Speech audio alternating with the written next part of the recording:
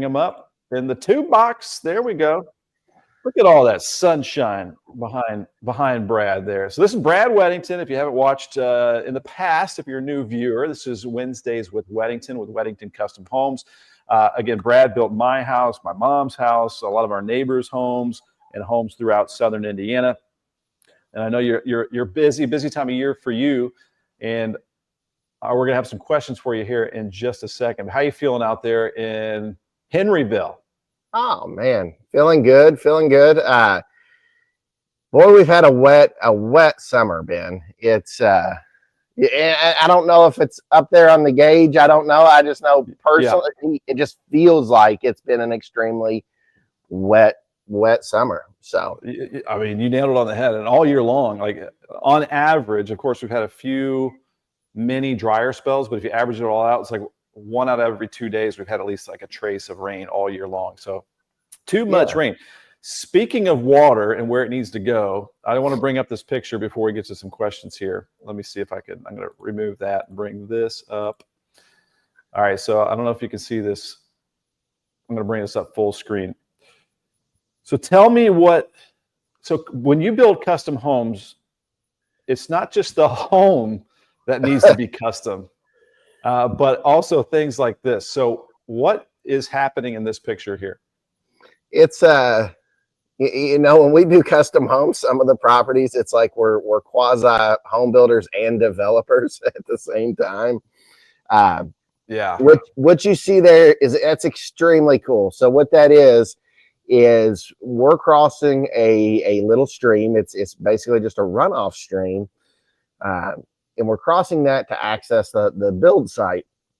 So instead of doing a culvert, picture a 4-foot culvert down in the very bottom of that ditch.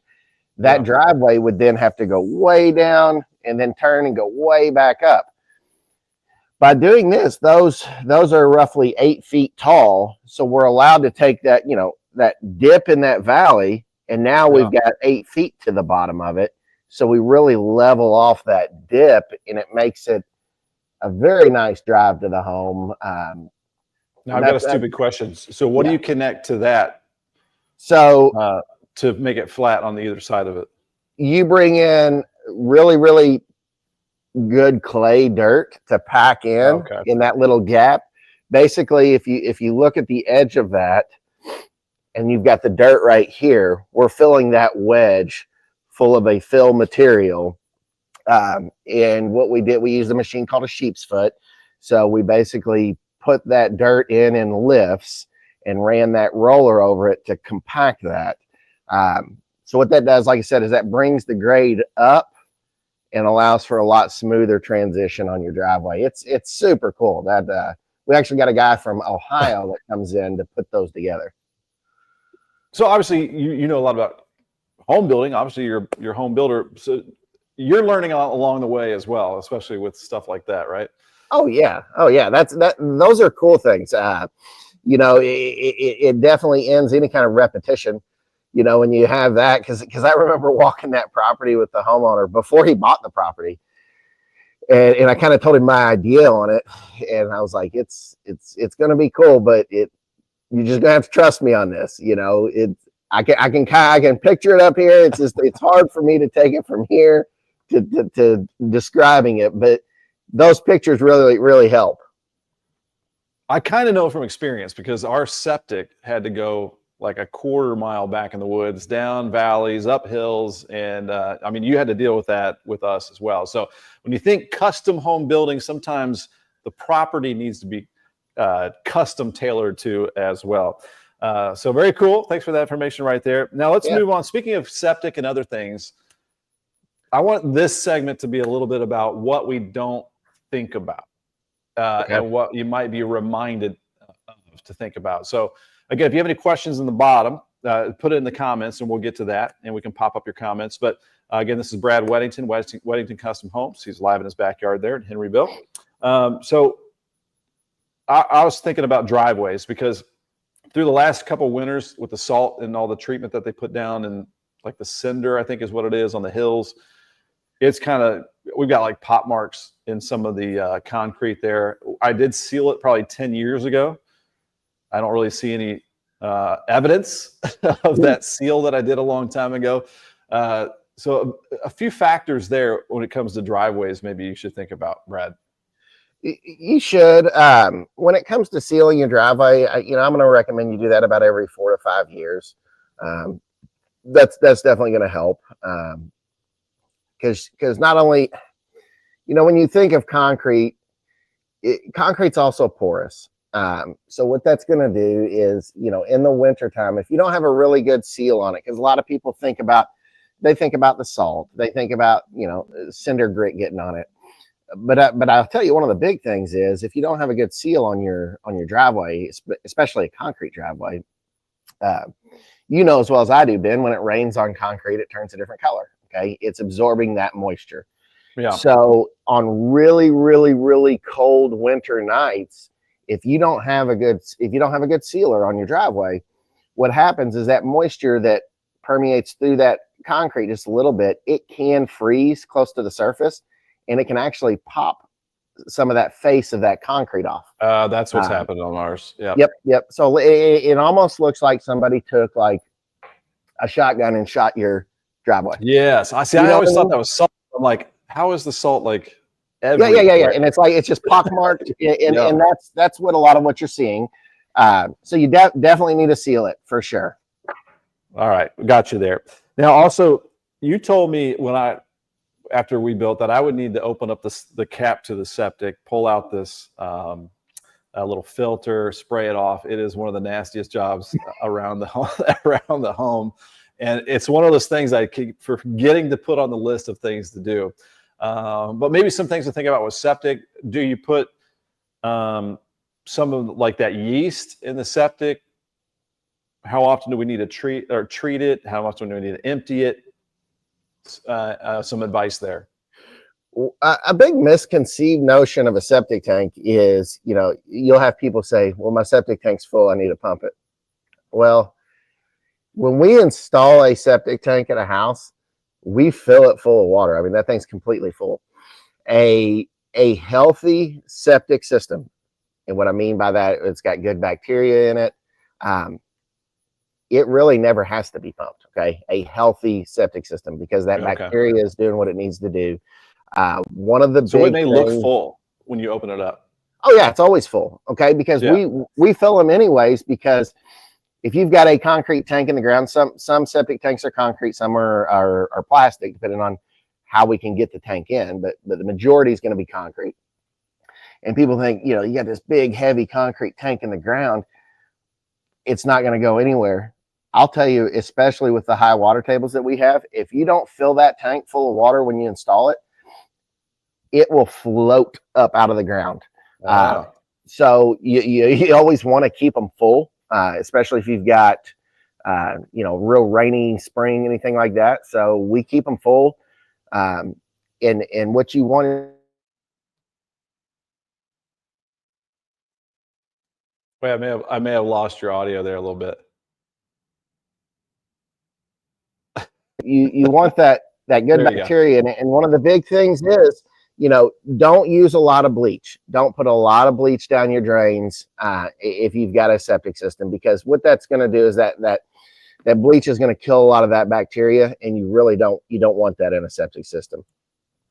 A healthy organic environment there in the septic system. Exactly. So, all right. Anything else you can think of, like maintenance wise, we might not be thinking of very often to just check up on? Believe it or not, I'm actually doing a project in my backyard. A project? A project. You want to see it? It's kind of disheveled, but let me turn this a little bit. You see that deck on the back of my house? Oh yeah.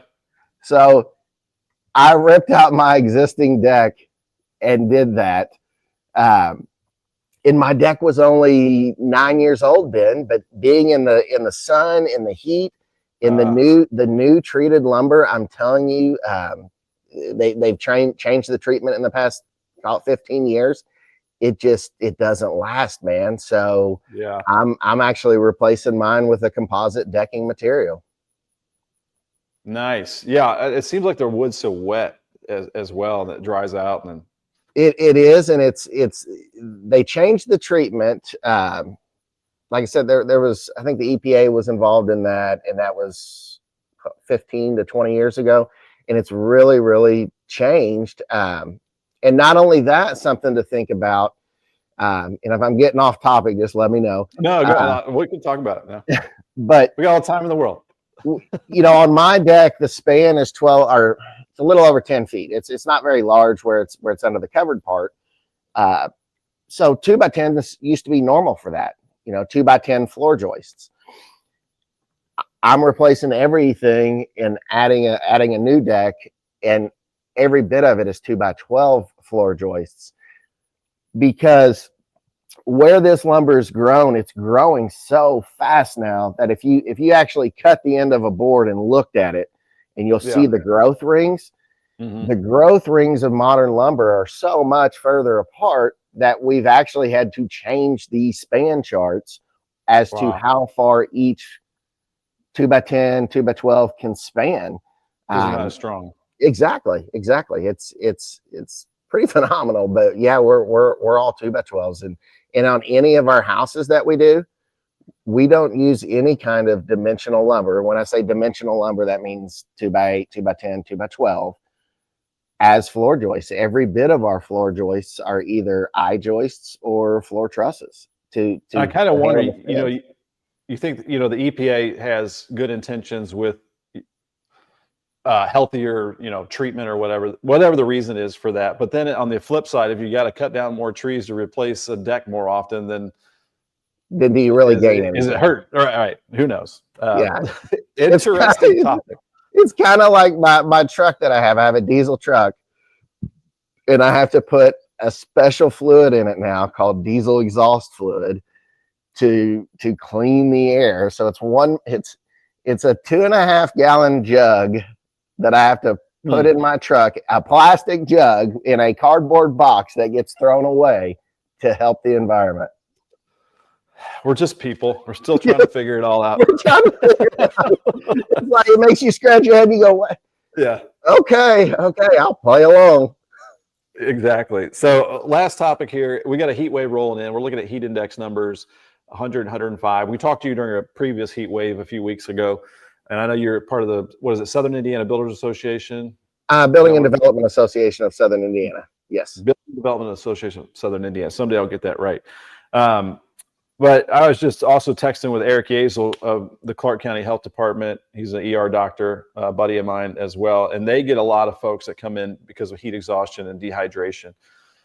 Just a little tip out there for subcontractors, contractors. It's going to be brutal over the next week or week and a half. So anything on that? What we do, a lot of us will work early in the morning and cut off, call it 11 to 12 o'clock. Come back at it about 5 o'clock. They're working through the middle of the day, right? When we're in a heat wave like that, working through the middle of the day out in the sun, it's not just uncomfortable, it's dangerous. So we make sure our guys know we don't push them either this time of year. It's, get as much done as you can, but at the same time, take care of yourself, drink plenty of fluids. A lot of our guys have coolers with waters and stuff like that in it. They'll take a shirt or a rag and they'll dip it in that cooler water, wrap it around their neck. Just stay cool. At the end of the day, we're building homes for people, it's great, but we're not ER doctors, Ben. So right. It's not life or death, and my guys know that. I push, but at the same time, I'm realistic. And when it's hot like this, it's better to take care of yourself and maybe slow down the pace a little bit. So right, or just hop in your pool back there behind you. Yeah, hop in the pool. Yeah, with a deck that has no deck boards right now. It's a little hard to get into it, but harder to get into mine. I don't even have a deck around. Well, the cool thing though, Ben, when we talk about the treated lumber is, and this is just the beauty of the market, is with the treated lumber doing its thing. You had Trex, which was the first brand that did composite decking, and it was quite a big difference between a Trex board versus a treated board. I mean, you were talking 3.5 to 4 times the cost. And now you've got some different players in that arena that, you know, isn't Trek's brand. There's off brands that make a very, very similar product. And, you know, that cost is more around, call it 2.5 times the cost of a board. Okay. And in existing, you know, back in the day when you had the different treatment in the treated lumber, you know, that lumber would last 25 plus years. Okay. As long as you kept it stained. This lumber, it just doesn't last. So when you look at your replacement cost, you know, if I'm only getting 8 to 9 years out of a deck, and with composite, I'm going to get 25 plus, at 2.5 times the cost, it actually makes sense. It makes sense in the long term. Right. And from a maintenance perspective, to maintain a composite deck versus a treated lumber deck, night and day. I mean, power wash it and be done with it. Power wash it in the spring and call it good. Maybe hit it again in the early summer, because it's still going to look like it's been spray painted yellow with the pollen that we get. Right. But as far as a maintenance aspect, yeah, it's night and day difference, Ben. So I'm going to go that route, and we're going to see kind of how that plays out. Very nice. Good luck with it. And then we got a question here from Perry Porter from Borden. Where is Weddington Custom Homes located? Everywhere. No. Our home base, we're home based out of Henryville, Indiana. One of the reasons I did that, I like the smaller school up here for the kiddos. And then on top of that, I wanted a little bit of land, i.e. I've got the pole barn in the backyard and more room to kind of grow my business. But we're based out of Henryville. I'd say the majority of our work, though, is kind of Southern Clark into Floyd and Harrison. That seems to be where we're pulled most often. But we cover, basically the best way to describe it is we cover Clark, Floyd, Harrison County, and on into Washington County just a little bit in the southern part of Scott. So, and I've seen you cross the river every once in a while. Not anymore. Sorry, Kentucky. No, I did that years ago. I did, and logistically, it quit making sense for me logistically. So we focus 100% on just taking care of our Southern Indiana customer base. Well, awesome! Congratulations on the success here in Southern Indiana. If you want to get in contact with Brad, on the bottom of your screen there, you can see WeddingtonCustomHomes.com. You can find all the contact information right there. Thanks, buddy. I know you're busy. I'll let you get back at it. Good luck chatting with you this morning, Ben, and I'll see you in 2 weeks, and we'll do it again. All right, man. We'll see you then.